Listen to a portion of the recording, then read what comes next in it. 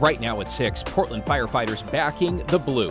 The public wants more public safety, and it's a constant battle dealing with City Hall. Where a potential ballot measure in the works would pull the money from in order to hire more police officers. Plus, we are going to be gritty, and it's not going to just be football or basketball. It's going to be every single sport. How the Beavers' new athletic director plans to take on a college landscape that's morphed into big business. And later, rattlesnakes in the gorge as a Portland area pup comes face to face and survives.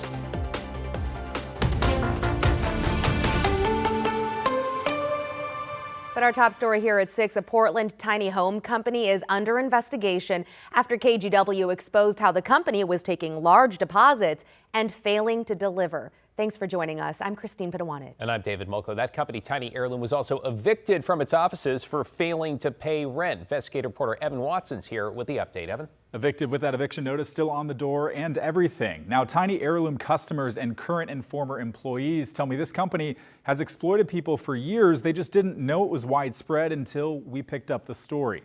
The company's owners previously promised to make good on its debts and deliver all homes by this spring. That deadline has passed. What used to be a construction yard full of tiny home projects and builds now sits empty, a vacant space and warehouse viewed from Marine Drive in Northeast Portland. Tiny Heirloom, a Portland tiny home company, has been evicted from its building for failing to pay rent. Court filings show an outstanding debt of more than $150,000 in rent payments. It's welcome news for Keith Krenz, a former Tiny Heirloom customer. We were dancing and singing. It's a long time coming. I think that's collectively good news for all of us. KGW previously talked with Krenz in February.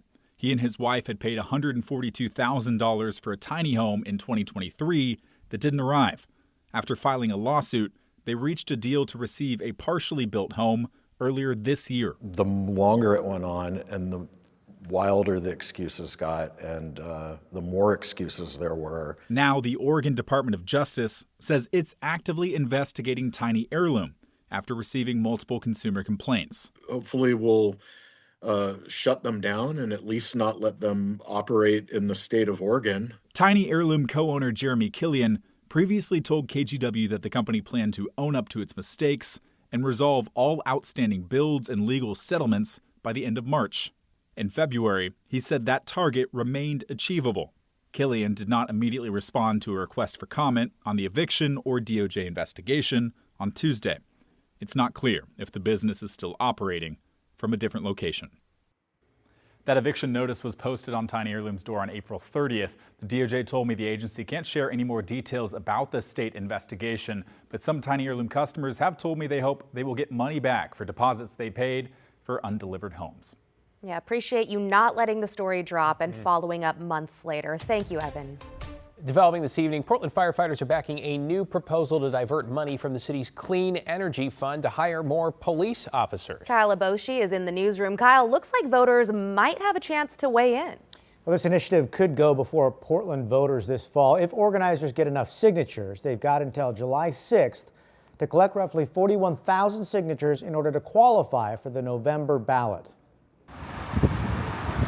This is a sign of the times, say supporters of an initiative looking to fund police with climate cash. They claim a grocery store closure in Northeast Portland reflects how Portland's police staffing problems impact businesses. Portland desperately needs more public safety. The public wants more public safety, and it's a constant battle dealing with City Hall. On Tuesday, the Portland Firefighters Association threw its support behind the initiative, which organizers hope to qualify for the November ballot. You know, without dispatchers, without police, we're not able to do our job safely and effectively. The proposal would require at least 2 police officers in Portland per 1,000 residents. Based on the current population, that would require hiring more than 400 additional officers. To pay for it, organizers want to divert 25% of Portland's Clean Energy Fund. Approved by voters in 2018, the Clean Energy Fund generates about $200 million in revenue each year. nearly 7 times more money than originally estimated. The Portland Clean Energy Fund is a critical piece of infrastructure in Portland, and it needs to keep doing the programs that it was designed to create.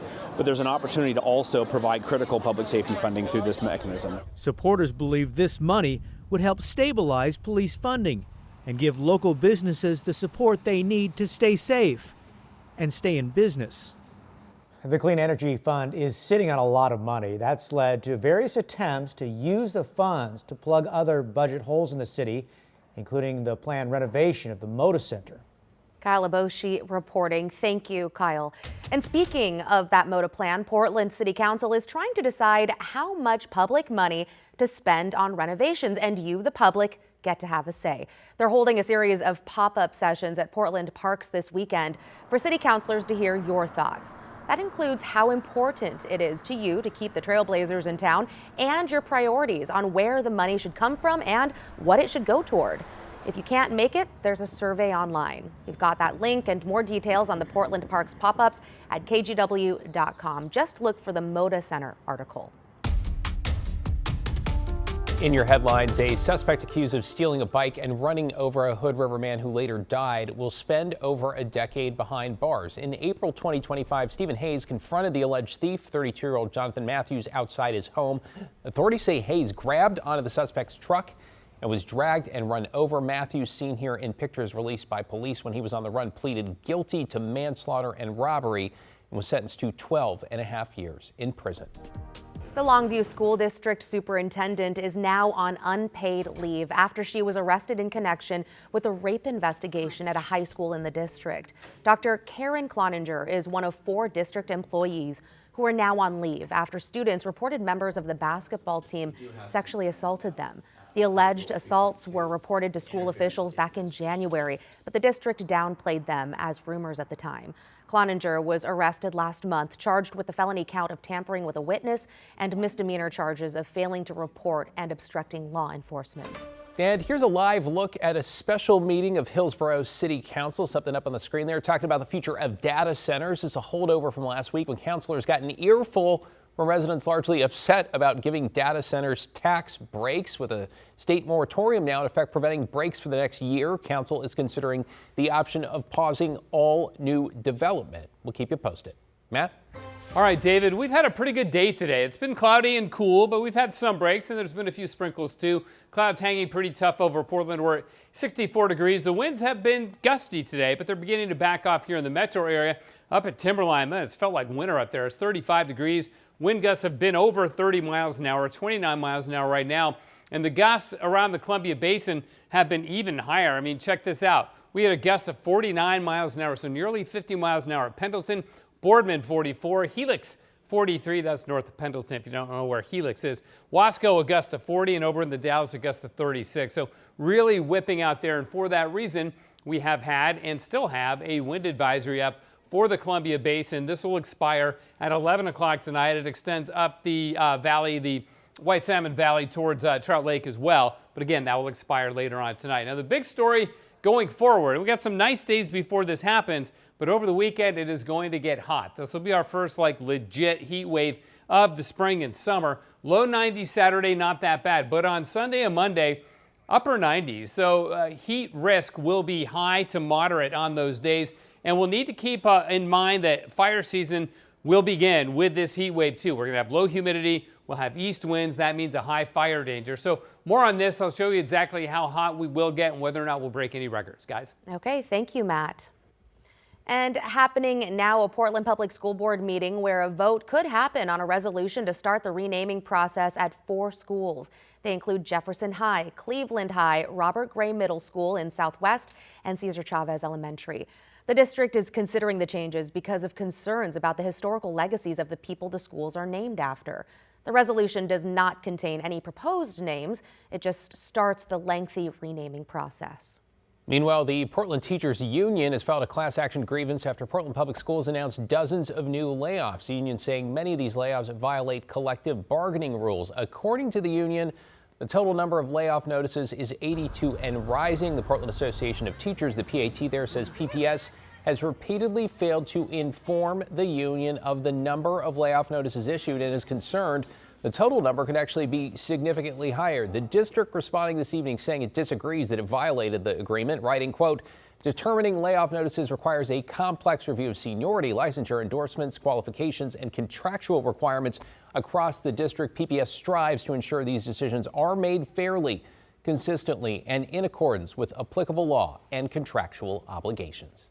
A new free shuttle service is making it easier for Portlanders to get to Forest Park and Washington Park starting this week. The Forest and Washington Park Express shuttle will run Fridays and Saturdays through August 22nd. It connects riders in North, Northeast, and East Portland directly to trailheads that are difficult or dangerous to reach by public transit. These parks belong to everyone, and we know that particularly for Forest Park, it's really hard for a lot of folks to access the space. But the recreation opportunities, the just being able to be in nature, it's a great opportunity, and everyone should have access to it. Making our parks more accessible. The shuttle is free, no reservation needed, and ADA accessible as well. A $200,000 Oregon Department of Transportation grant is paying for this pilot project. You can find a list of stops on the Portland Parks and Rec website. Don't forget